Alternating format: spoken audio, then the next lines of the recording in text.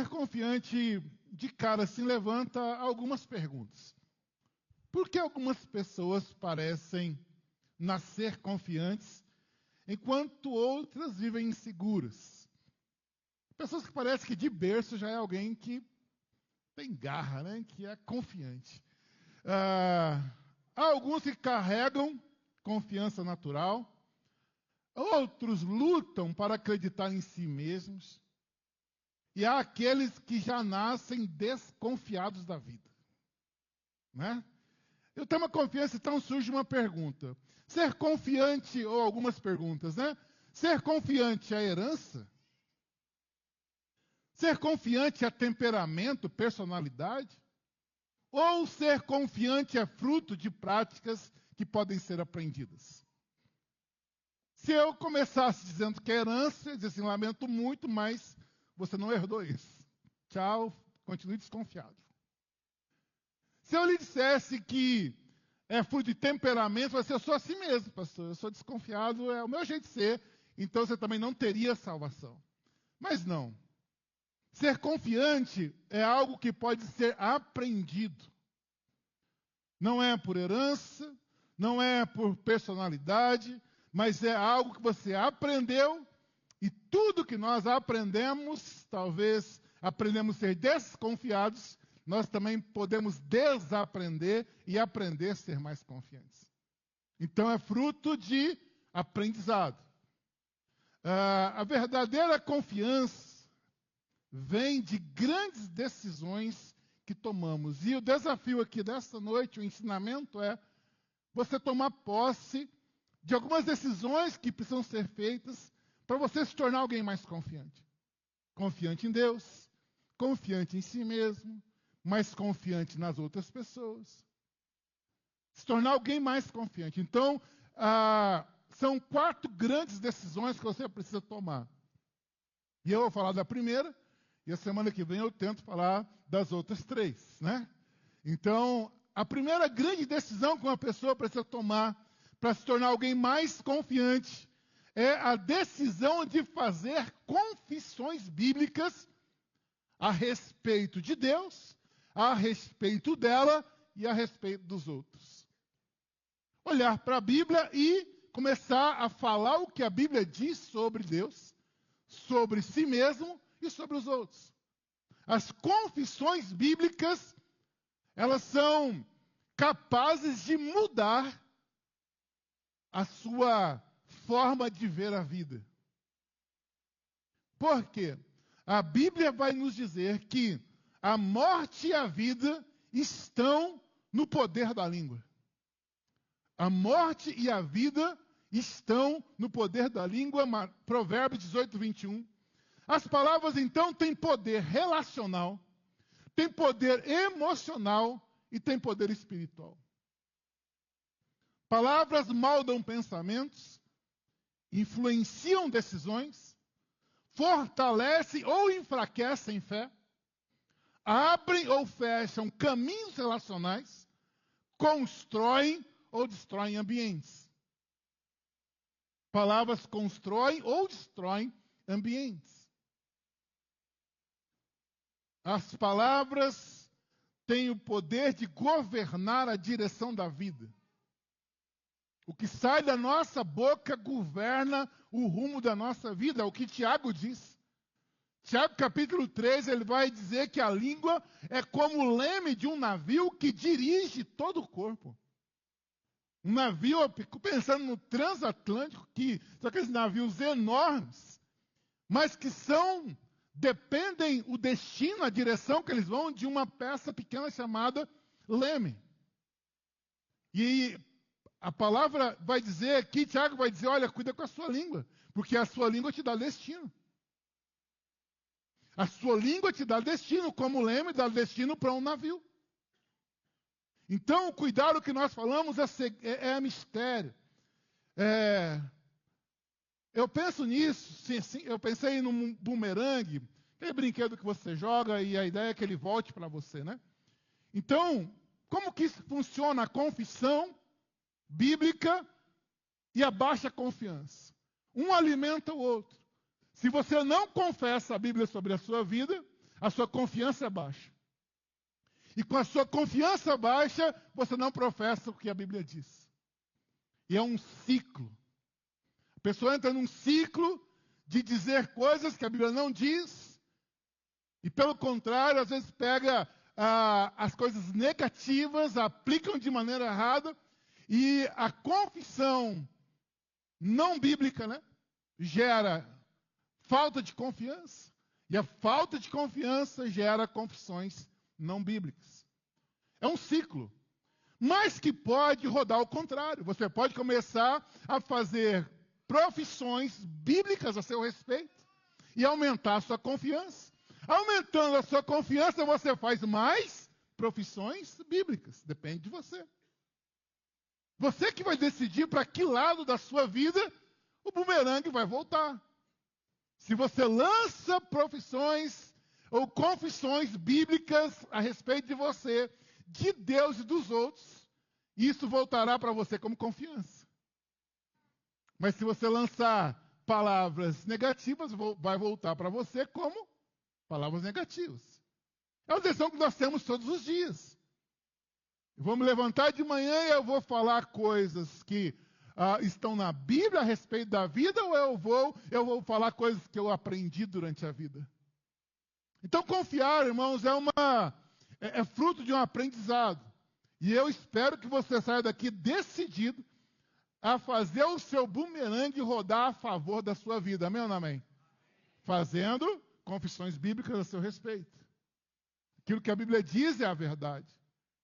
Quando pensamos em pessoas confiantes na Bíblia, eu queria que você observasse que nem uma pessoa altamente confiante não sofreu os ataques do diabo. Eva foi feita por Deus e recebeu uma palavra de Deus. Olha, Eva, você pode comer de todas as árvores, menos de uma árvore. Ela confiava nisso. Eu posso comer de todas as árvores frutíferas, mas de uma não.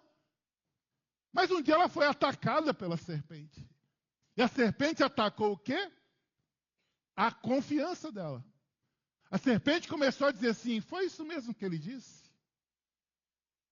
É desse jeito mesmo que foi falado sobre isso? Eu falei assim: não, eu posso comer de todas, tem tanta coisa gostosa aqui. Mas ele falou assim: realmente que você não pode mexer nessa daí? Não, ele falou. Aí no dia assim: foi isso mesmo que ele falou? Ele atacou Eva o quê? Na confiança. E com Eva ele se criou. E ela então vai e entra e comete e traz o pecado para a humanidade. Mas ele foi atacar um outro cara bíblico muito confiante, que foi Jó. A confiança de Jó foi muito atacada. Jó tinha tudo e perdeu tudo. Ele tinha tudo, ele era o homem mais rico da sua região. Família boa, família perfeita talvez. Mas um homem sem problemas, e o diabo vai atacar exatamente a sua confiança, mas com Jó. Que ele achou. Ele achou defesa, porque quando Jó tinha perdido tudo, ele foi tentado a abandonar a Deus. Olha o que ele diz em Jó 13, versículo 15: ainda que ele me mate, nele esperarei. Estava falando de Deus. Alguém está falando assim: que Deus é esse, Jó, que deixa você passar por tudo isso? Mas eu não sei que Deus é esse, eu confio no meu Deus. Eu confio tanto no meu Deus, e mesmo que o meu Deus me mate, eu esperarei nele ainda. Com Jó, a confiança não foi abalada, porque ele permaneceu fiel. Um outro que foi atacado na confiança foi o nosso amado Jesus Cristo. Lá no deserto, o diabo ataca o quê? Jesus não foi para o deserto depois de ouvir a palavra de Deus que disse assim: esse é o meu filho amado. Então ele foi para o deserto crendo que ele era o quê? Filho de Deus. Lá no deserto, a serpente atacava o quê? A confiança de Jesus. Se você é mesmo filho de Deus, se você é mesmo filho de Deus, está escrito. Mas lá no deserto o diabo achou para a cabeça dele, porque diz assim: está escrito, dizia para Jesus, e Jesus disse assim: também está escrito. Você não me pega, não. Está escrito que nem só de pão viverá o homem, está escrito. Ei, sabe como que você defende a sua fé? com profissões ou confissões bíblicas a respeito de você, de Deus e dos outros. Está escrito, e você sabe o que está escrito? Essa é a pergunta. Você sabe o que está escrito? A Bíblia está escrito muitas coisas sobre nós. Isso aqui se você sair daqui entendendo o que eu vou dizer agora, você já ganhou sua noite. Tem muitas coisas na Bíblia ditas a nosso respeito no tom de passado, mas que nós ainda carregamos no tom de presente.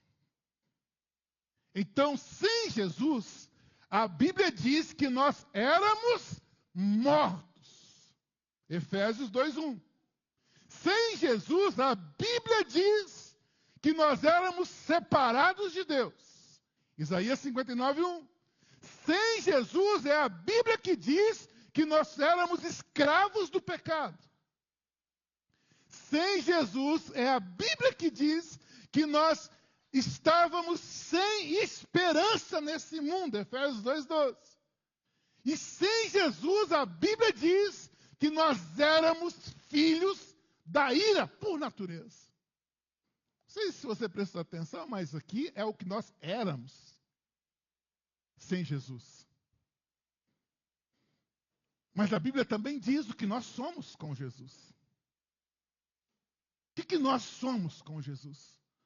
A Bíblia vai dizer que em Jesus nós nos tornamos nova criatura. Então eu não vivo como morto, eu vivo como nova criatura. Eu sei que eu já fui morto, mas agora eu sou nova criatura. 2 Coríntios 5,17. Assim, se alguém está em Cristo, nova criatura é. As coisas velhas já passaram e eis que tudo se fez novo. Deus não propôs para você uma reforma. Ele propôs uma nova criação. Ele te deu uma nova criação. Em Cristo fomos feitos filhos de Deus. Éramos escravos. Mas em Cristo fomos feitos o quê? Filhos de Deus. Qual que é o erro da história, pastor? Eu sei isso, no meu curso de batismo, já me falaram tanto isso. Qual que é o erro da história? O erro é quando nós somos filhos, mas nos vemos como escravos. Está entendendo? Deus tirou um povo do Egito. Mas o povo foi com Moisés para o deserto. Mas o Egito não saiu de dentro do povo.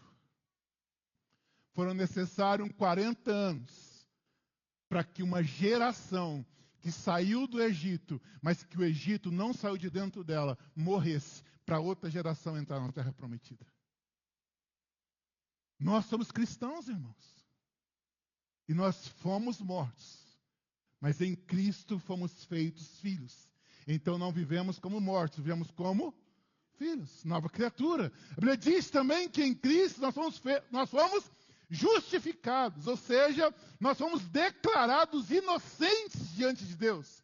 Sendo, pois, justificados pela fé, temos paz com Deus. Sabe aquele evangelho que você ouviu de um Deus irado com você? Não existe. Porque nós somos justificados. E agora nós temos paz com Deus. Nós temos paz com Deus. A Bíblia vai dizer que nós também estamos livres da condenação. Sabe aquele você que vive se condenando? A Bíblia diz, olha isso aqui, portanto agora nenhuma condenação há para os que estão em Cristo Jesus. Tem alguém aqui que está em Cristo Jesus? Não há mais condenação para você. Não há mais condenação. Em Cristo recebemos uma nova identidade. 1 Pedro 2,9. Mas vós sois geração eleita, sacerdócio real, a nação santa. Ou seja, Deus mudou o seu nome, a sua posição e o seu destino. Em Cristo nós temos o nome mudado, a posição mudada e o destino mudado. Em Cristo nós estávamos destinados ao inferno. Sem Cristo estávamos destinados ao inferno, mas em Cristo o nosso destino é a Nova Jerusalém. Mudou o destino. Então eu não posso viver como alguém que está indo para o inferno. Eu tenho que viver como alguém que está indo para o céu. O céu é um lindo lugar, né? Você vive como quem está indo para o céu? Você vive como alguém que está indo para o céu? Em Cristo fomos feitos herdeiros com Cristo. Se nós somos filhos, somos logo herdeiros também. O que é um herdeiro, irmão? O herdeiro é alguém que tem o mesmo pai. Então, se eu e meus irmãos, nós somos em 5. Meu pai faleceu, minha mãe tem tudo o que eles construíram, mas quando ela for, a gente é herdeiro. Então, o que eles têm, eu tenho também, sim ou não? Reparte lá em partes iguais, cada um paga uma parte da conta. Partes iguais. Só que a Bíblia está dizendo que nós somos herdeiros com Cristo. Ou seja, o que ele tem, eu tenho também. Está entendendo? Jesus, ele era corajoso, sim ou não? Ele tem coragem, eu tenho também. Está entendendo? Tudo que ele tem, eu tenho também, porque eu fui feito herdeiro com ele. Não é a despeito dele, com ele.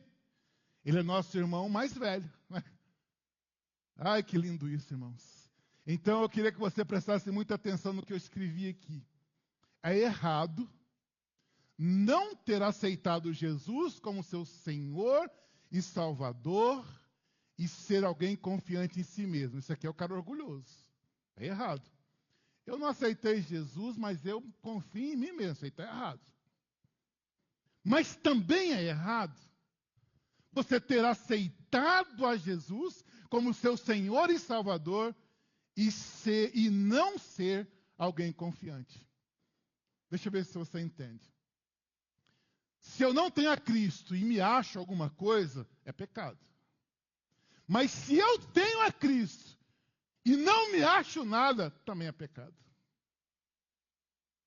Como é que você dá um presente para alguém como salvação, herança, filiação, novo nome, novo destino, e eu entrego para você, e você agora tem um novo destino, e você vive dizendo assim, eu não sou nada, não. Eu ia ficar muito chateado com você. Se moça, eu não te dei, eu falei, não, mas eu não mereço. Sabe como que é, né? Essa vida com Deus assim tem que ser coitado, senão Deus não ama. Não, Deus tirou você do coitadismo do Egito. Deus tirou você. Então, se é errado, e é errado, a pessoa sem Jesus ser autoconfiante, é errado. Mas também é errado a pessoa com Jesus não ser confiante. Porque você tem tudo para ser. Você recebeu tudo para ser. Só que a confiança é algo tão importante na nossa vida, que ela, desde cedo, ela é atacada por nós, por quem nos rodeia. Eu falei para você que é algo que pode ser aprendido, certo? Então, ser confiante é algo que a gente vai aprendendo durante a vida. Mas não tem muitas faculdades de confiança. A maioria das faculdades são de desconfiança. Uma criança cresce debaixo de nãos. Não faça. Não pegue, é perigoso. Não. Então a faculdade da desconfiança começa cedo. Nós talvez fomos criados debaixo de desconfiança. Ah, pastor, mas o senhor falou para mim que não era herança, não era temperamento. Eu estou falando que não é herança, é temperamento. Mas a desconfiança é fruto de uma criação. Também. Você viu a criança que com 2 anos, ela não está nem falando ainda de medo. A criança que já pegou tudo que a mãe ou o pai tem de desconfiança da vida e já assimilou para si. Ela já vai para a escola, uma criança diferente, problemática, triste, medrosa. Ela pegou isso de onde, irmãos? De casa, de você, pai. Nós recebemos uma dose de desconfiança muito grande durante a vida. Desde muito cedo, a palavra que a pessoa ouve não confie em nada, filho. Não confie em ninguém. Não confie em ninguém. Não pega a balinha na rua. Não pega a balinha na rua. Não isso, não aquilo outro. E não, e não, e não. A maioria das pessoas cresce ouvindo mais alertas do que encorajamentos. Concorda comigo que se pegar o pacote de alertas e não nosso, é enorme. E de filho, você consegue, você vai chegar longe, é bem pequenininho. O do encorajamento é curto. É pouco, mas o da desconfiança é grande. Desde criança, o que mais uma criança escuta é cuidado, não faça isso, você não consegue, vai dar errado, não é para você, é perigoso, melhor não tentar. Essas frases não nascem de maldade, ninguém faz isso por maldade, mas por um instinto de medo e proteção.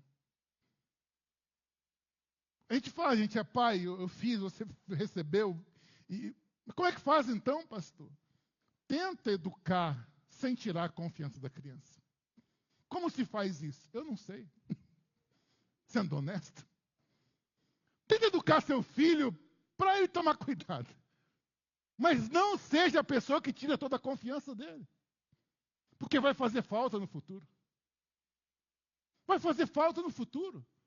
Uma pessoa que não acredita depois que consegue passar no Enem da vida. A pessoa depois não acredita que pode namorar, que pode casar. É uma pessoa que perde toda a confiança. Então tome cuidado, busque em Deus sabedoria para educar sim, mas sem tirar a confiança dele. E o efeito disso, desses nãos, é que a mente aprende a desconfiar antes de tentar. Um jovem de 20 anos em média já ouviu milhares de micromensagens que ensinam a evitar risco, não errar, não se expor, não acreditar demais. Então, presta atenção nisso. A confiança não morre em um trauma grande. Eu era tão confiante, aconteceu tal coisa e eu perdi toda a minha confiança. Não é assim que funciona. A desconfiança, ela aumenta com pequenas frases repetidas ano após ano. Então a pessoa não sabe de onde veio o golpe. A verdade é que agora ela não acredita em mais nada, não acredita nem nela mais.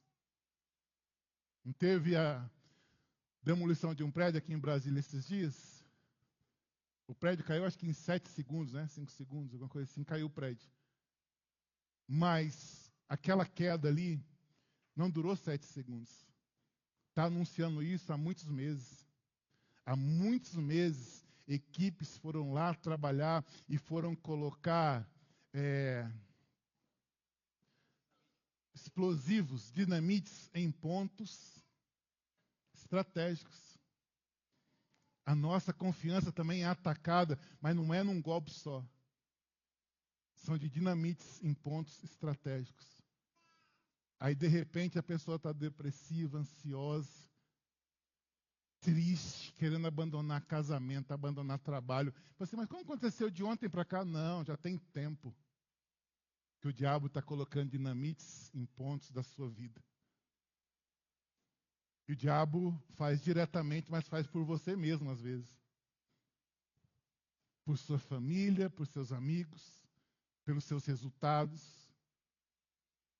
Eu não passei uma vez aquilo, então é a dinamite, para dizer assim, você nunca vai conseguir. Eu não consegui dessa vez e talvez eu nunca mais consiga, olha a dinamite. Então, às vezes, a gente está preocupado assim, com um grande evento que tocou a nossa vida, quando Deus trouxe nós, ou nos trouxe aqui nessa noite, para dizer assim, cuidado com os pequenos eventos. Cuidado com as frases. Cuidado com as páginas que você segue na internet. Cuidado. Como a sua fé vai aumentar seguindo páginas de crítica? Tem gente, irmãos, que não sabe citar um versículo de vitória, mas sabe tudo o que está acontecendo de errado no mundo gospel. Sabe tudo. Eu falo assim, fala um versículo de fé. De fé, amigo. Você viu aquele pastor? Não de fé, parceiro. Não tem. Porque está ouvindo, está vendo. Então nós precisamos tomar cuidado. Por isso a Bíblia insiste tanto, irmãos, em dizer que a fé vem pelo ouvir. Repita comigo, se a fé vem pelo ouvir. De novo, a fé vem pelo ouvir. A gente ouve o que os outros dizem para nós, sim? A gente ouve o que nós dizemos para nós, sim ou não? A gente ouve o que nós cantamos, sim ou não? A gente está ouvindo o tempo todo. Fui ver um vídeo do David Leonardo lá no Luciano Huck. O Luciano Huck traz para ele uma estatística e depois conversa aquilo lá no programa, dizendo que no momento no Brasil, os dois ritmos, né, estilos mais ouvidos no Brasil é o gospel, amém? E o sertanejo. Ultrapassou o samba. Então está na guerra, o gospel e o sertanejo. Aí eu ouvi isso, né, fiquei pensando, à luz disso que eu já queria ministrar aqui com os irmãos, eu fiquei pensando assim, então a guerra está clara. Porque de um lado, o sertanejo atual, ele canta o quê para as pessoas hoje?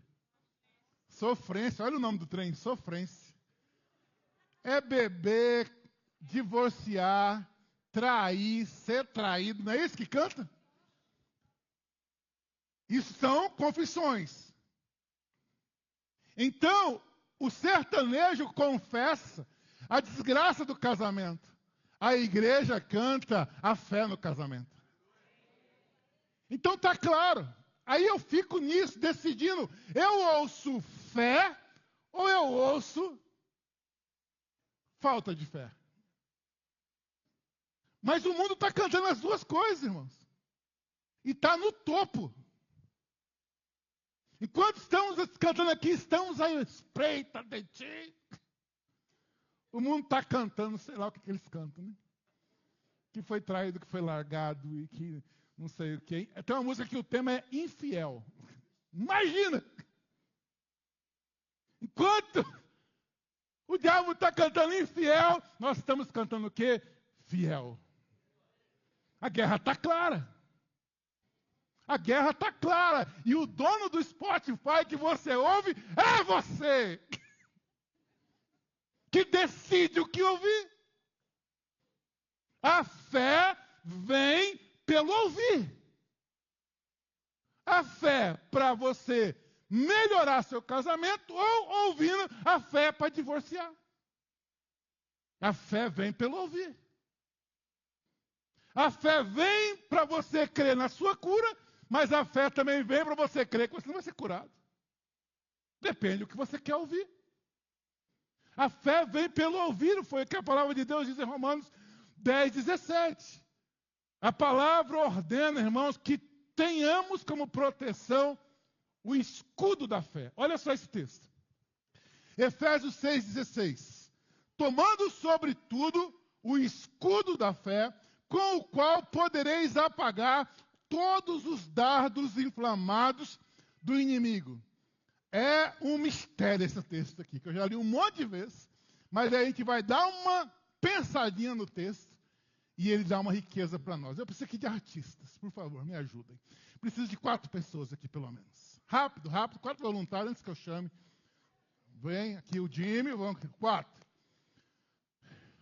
Pode vir mais, que eu vou fazer aqui 5, tá bom. Vamos lá. Você, ideal. Que é militar, deu certo. O escudo é usado para quê? Se defender. Se defender. É assim? Aí a Bíblia vai dizer que o escudo é o da fé. Então, faz quando você está com o escudo aqui. Beleza? Você é a fé. Vira para lá assim. Isso, para cá. Você é a fé. Então, a fé está aqui para te proteger. Aí vai dizer que o escudo da fé serve para nos defender dos dardos inflamados do inimigo. Ei, se eu preciso fé para me defender de quê? Dos dardos. Mas esses dardos têm que ter nome, gente. O dardo da dúvida. Então, está aí você, cheio de fé, que a minha casa toda vai se converter. né? Que vai ser curado. Que seu PG vai multiplicar 5 vezes esse ano. Está cheio de fé, a fé está ali para proteger. Quais são os dardos inflamados? São palavras. Você vai dizer assim, ei, não vai dar certo não, vai lá, por cima da fé. Vai lá, olha os dardos. Vai lá.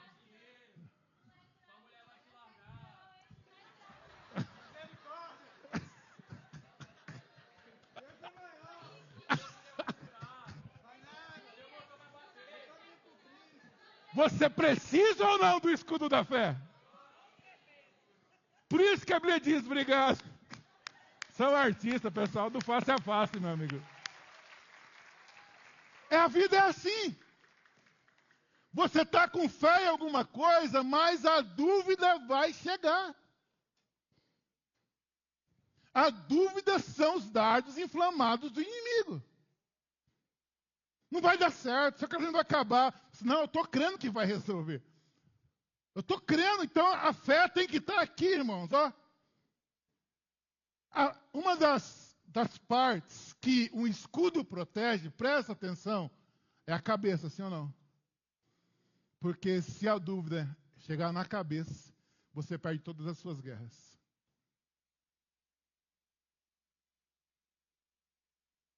Outra parte que o escudo protege, coração. Porque se a dúvida chegar no seu coração, você perde todas as suas guerras. Então nós precisamos crescer em fé, amém? Crescer em fé. Aí ele falou assim, olha, sobretudo, o escudo da fé. A fé serve de defesa e o principal dado do inimigo é a dúvida e a desconfiança. Aí talvez você esteja ali e fale assim, mas pastor, como é que é isso? Você é confiante e tal? Não é coisa de arrogante, não. Se você estivesse lá com Elias, você ia ver que era confiança. Como eu preguei no domingo passado. Aí você pode falar assim, pastor, mas confiar assim não dá não, porque a Bíblia diz. A Bíblia diz. Maldito é o homem que confia no homem. Ponto final no texto. Está o texto aí? Cadê o texto? Ponto final? Vírgula. Então quer dizer que a sentença sozinha não está interpretada corretamente. Você já viu como você usa isso o tempo todo, como se fosse um ponto final? Maldito homem confia no homem, ponto. Não. Sabe o que o texto está dizendo? Olha só. Maldito homem confia no homem, faz da carne mortal o seu braço. Termina aí. Qual que é a última parte? E aparta o teu coração do Senhor. Então a sentença completa é que Deus está falando por meio de Jeremias. O povo de Israel estava distante de Deus, abandonaram a Deus para confiar em reis de outras nações. Aí vem a palavra, maldito é o homem que confia no homem. Mas também aparta o seu coração de Deus. Então, essa ideia de que você não pode confiar em ninguém não se sustenta biblicamente. Nesse texto, não. Porque a mesma Bíblia que você interpreta como maldito é o homem que confia no homem, a mesma Bíblia diz que é melhor serem 2 do que 1. Ué, se eu não posso confiar em ninguém, como é que é melhor ser 2 do que 1? A mesma Bíblia que você interpreta como maldito é o homem que confia no homem, vai ver, se você é um leitor da Bíblia, vai ver o apóstolo Paulo confiando às igrejas a pessoas. E vai ver o apóstolo Paulo confiando pessoas a outras pessoas. Então não se sustenta que eu não posso confiar em ninguém. Porque se eu não posso confiar em ninguém, eu nunca poderia ter confiado no meu pai, por exemplo. Ele é uma pessoa. Não pode confiar na sua mãe. Ela é uma pessoa. Não pode confiar na pessoa que te ensinou a dirigir, porque eu achei que não sabe dirigir, não confio nesse cara, não. Não pode confiar no cara que você pega Uber. Será que ele sabe dirigir? Eu não confio nesse cara, não. Imagina você que não confia em ninguém. Não pode confiar nem no banco que você está sentado, porque esse banco aí está sustentado por umas perninhas aí. Maldito homem confia no homem e aparta do Senhor o seu coração. Mas com o nosso coração no Senhor, nós podemos sim confiar em nós e nas pessoas. Porque é melhor serem dois do que um. É melhor serem dois do que um.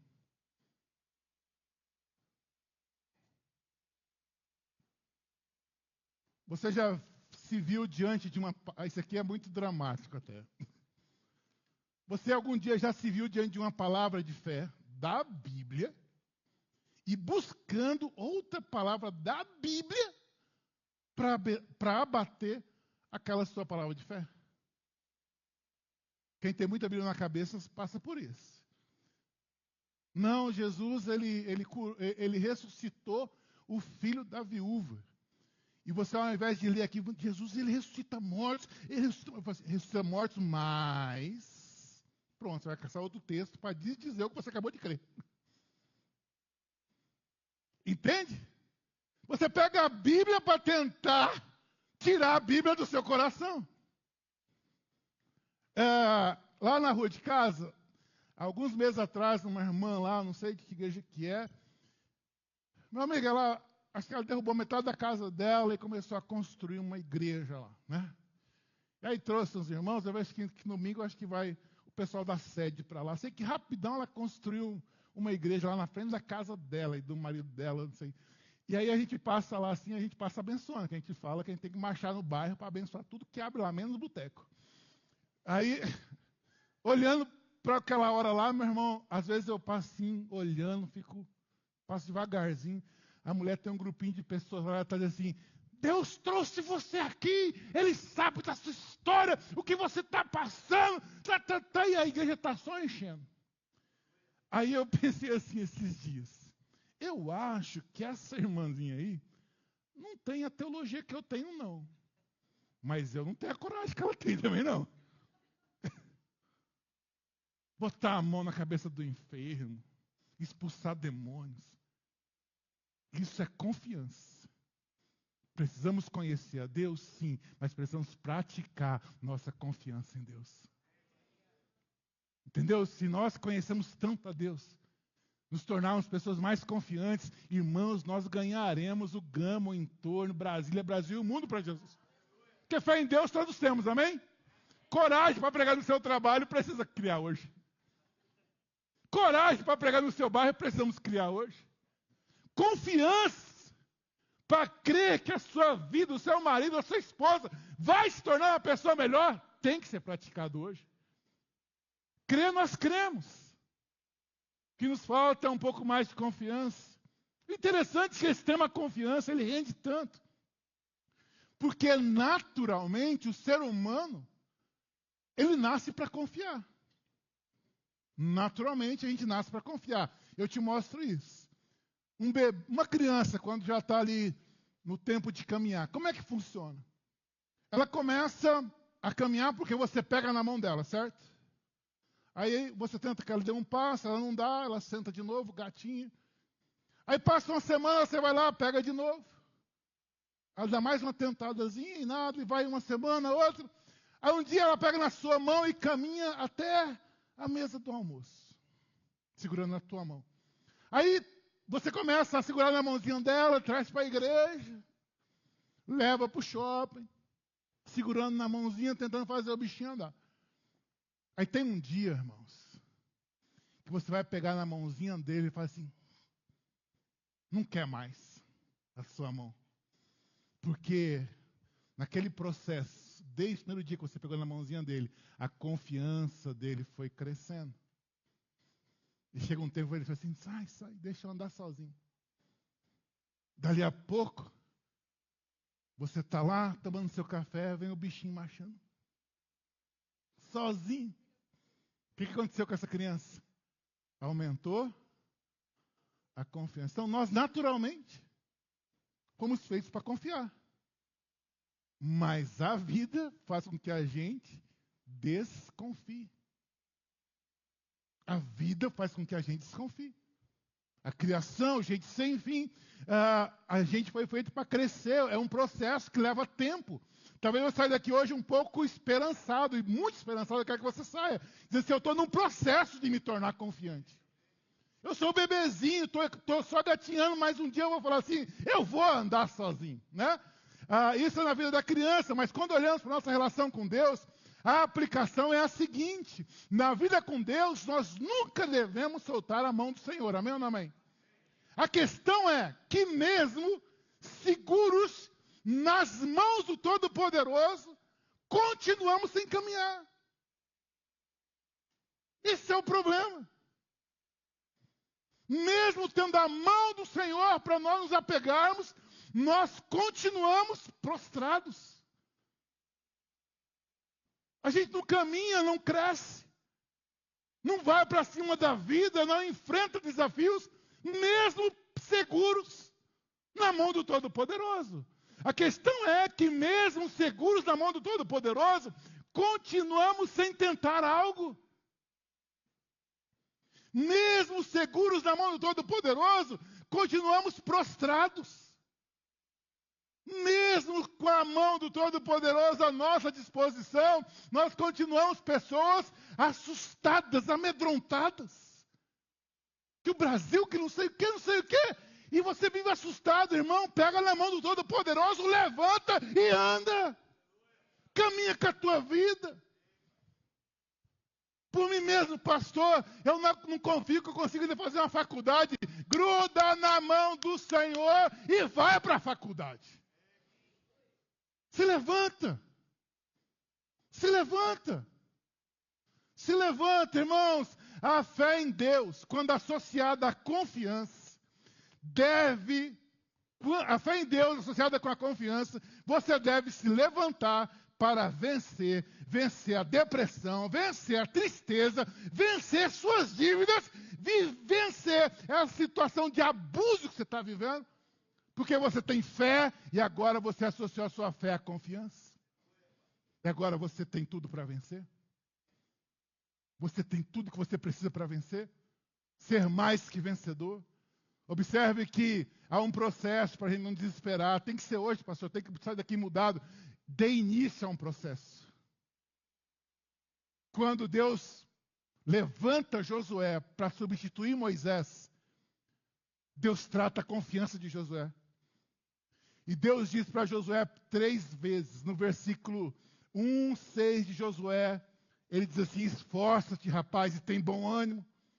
Versículo 7, Deus repete: tão somente, rapaz, esforça-te e tem muito bom ânimo. Josué 1,9, Deus dizendo novamente: não te mandei eu, camarada, esforça-te e tem bom ânimo. Está vendo Deus trabalhando a confiança desse cara?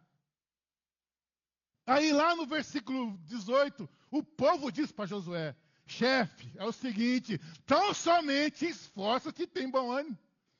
Para que lá no capítulo 10, versículo 25, Josué dissesse para o povo: não temais, nem vos espanteis, esforçai-vos e animai-vos. Observa que Deus trabalhou o coração de Josué para ele se tornar confiante. Agora, um cara que Deus precisa dizer 3 vezes: esforce, tem bom ânimo, Josué.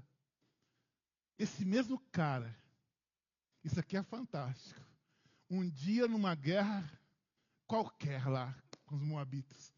Rapaz do céu, o que aconteceu com esse cara? Ele olha para a lua e fala assim: para a lua, retrocede o sol. Mudou ou não mudou? E o mais interessante foi a sombra recuar. Ó. Se tornou um cara corajoso. Amém ou não amém? Ele deu ordem para o sol recuar. Porque ele queria mais um tempo para vencer a batalha. Se é você, ia falar assim: não, amanhã a gente continua. Escureceu, gente, vamos parar a guerra. Ele ia falar assim: eu estou cheio de coragem. Lua, recua, sol. Meu irmão, isso aqui, parecendo tempo de ar, né? Cara, é terrível. Minha pergunta é, quando olho para Josué, ele cresceu em confiança. Você está crescendo em confiança? Você tem ouvido essas palavras, tem vindo à igreja, tem orado aí, jejuado 8 horas, você está conseguindo crescer em confiança?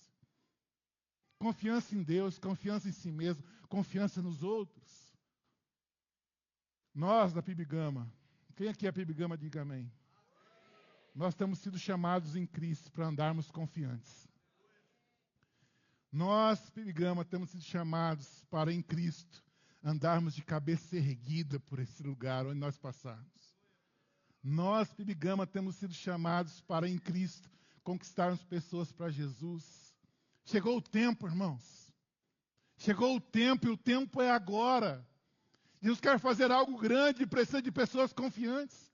Confiantes ao ponto de anunciar Jesus no meio da família. Confiantes ao ponto de anunciar Jesus no ambiente de trabalho. Confiantes ao ponto de anunciar Jesus no bairro. Anunciar na cidade, anunciar no entorno sul de Brasília. Anunciar em Brasília, no Brasil e no mundo inteiro. Pessoas confiantes falam de Jesus. Em todo lugar que passa. Em todo lugar que passa. Pessoas confiantes fazem um barulho de esperança por onde passa. Qual barulho você faz por onde você passa? Qual barulho a sua rede social está fazendo hoje, irmãos? Nós temos um veículo de enviar esperança para as pessoas. Mas às vezes você usa para postar 50 vezes que o Flamengo perdeu para o Corinthians. Né? Mas não usa uma vez para dizer: Jesus ama você, meu amigo. Ele tem pessoas aqui e pessoas que o Senhor precisam ser confiantes. Eu encerro aqui, é uma palavra que eu vou repetir lá na última mensagem. Mas lá no Provérbios 30, eu fui estudar quando ele fala alguma coisa assim, eu não vou citar o texto para não demorar, mas eu vou trabalhar ele depois no final, mas está muito no meu coração. Ele fala que tem 3 de andar garboso e um que supera isso. Aí esse andar garboso, imagina, ele fala que é o galo. Por que o galo anda todo? Porque ele tem domínio de território. Por que a Bíblia colocou isso como inspirado por Deus? Sabe, para dizer para nós, irmãos, que nós temos que andar com o domínio do território. Jesus é o dono do gama, do entorno, do lugar que você trabalha, é igual o galo, a caminhada de quem domina o território. O segundo é o leão. Já viu o leão andando? E passa pela selva e fala assim: eu sou o mais forte dessa bagaça, né? Andada dele. O crente tem que andar igual o leão. Tem meu chefe, tem o chefe do meu chefe, tem aquele que chega de carro importado, mas tem o leão aqui nessa sala. E o leão anda igual o leão.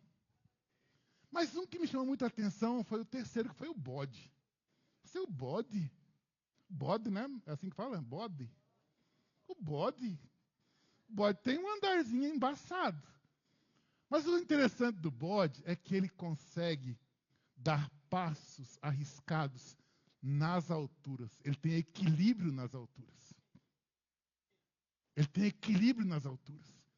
Então, se você é alguém que tem medo de ficar grande, fala assim: eu vou me tornar alguém grande e eu vou ser igual ao bode. Eu vou ser equilibrado nas alturas.